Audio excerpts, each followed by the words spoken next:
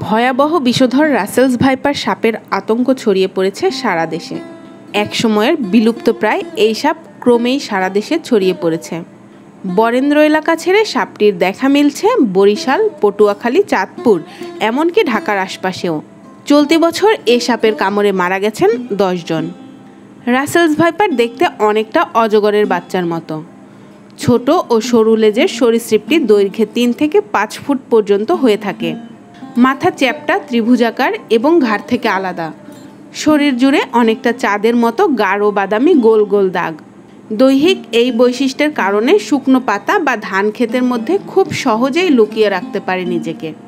বলছি বিশ্বের অন্যতম বিষধর সাপ রাসেলস ভাইপারের কথা, যা স্থানীয়ভাবে চন্দ্রবোরা বা উলুবোরা নামেও পরিচিত। সাধারণত সাপ মানুষকে এড়িয়ে চললেও ঠিক উল্টো স্বভাব রাসেলস ভাইপারের। নিজেকে বিপন্ন মনে করলেই করে বসে আক্রমণ। এক্ষেত্রে এটি এত ক্ষিপ্র যে 1 সেকেন্ডেরও 16 ভাগের 1 ভাগ সময়ে শেষ করতে পারে পুরো প্রক্রিয়া।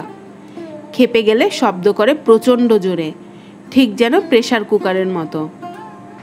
রাসেলস ভাইপারের বিষ হেমাটোটক্সিক, যার কারণে ছোবল দিলে আক্রান্ত স্থানে পচন ধরে। ছোবলের 5 মিনিটের মধ্যে ফুলে যায় ক্ষতস্থান। এর বিষ নষ্ট করে দিতে পারে ফুসফুস, কিডনি সহ বিভিন্ন অঙ্গ প্রত্যঙ্গ। বেশিরভাগ সাপ ডিম পারলেও রাসেলস ভাইপার বাচ্চা দেয়। গর্ভধারণ শেষে স্ত্রী রাসেলস ভাইপার সাধারণত 20 থেকে 40টি বাচ্চা দেয়, তবে 80টি পর্যন্ত বাচ্চা দেওয়ার রেকর্ডও আছে। একদিকে উচ্চ প্রজনন ক্ষমতা, অন্যদিকে বেজি, গুইসাপ সহ প্রকৃতি থেকে সাপের শত্রু বিলীন হয়ে যাওয়ায় বৃদ্ধি পাচ্ছে রাসেলস ভাইপার। অন্যদিকে ইঁদুর, ব্যাঙ রাসেলস ভাইপারের প্রিয় খাবার, যা ফসলের খেতে থাকে। ফলে ওই সব জায়গায় সাপের পর্যাপ্ত খাবারের উপস্থিতি থাকায় বাড়ছে রাসেলস ভাইপার। দেশে একটা সময় বিলুপ্ত বলা হলেও দেশ জুড়ে এখন মাথা ব্যথার কারণ এই রাসেলস ভাইপার। বরেন্দ্র অঞ্চলের বাসিন্দা হলেও সাপটির রাজত্ব এখন দেশের অন্তত 25টি জেলায় পৌঁছে গেছে। চাঁদপুর, বরিশাল, পটুয়াখালী পর্যন্ত।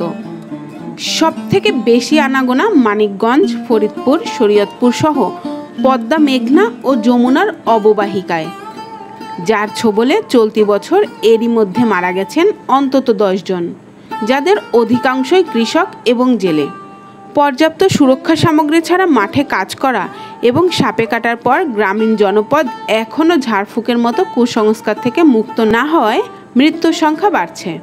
যদিও উপজেলা পর্যায়ে পর্যাপ্ত অ্যান্টিভেনম না থাকারও অভিযোগ আছে। দেশে 4 লাখেরও বেশি মানুষকে সাপে কাটে, যাদের মধ্যে 7,000-এর বেশি মানুষের মৃত্যু হয়।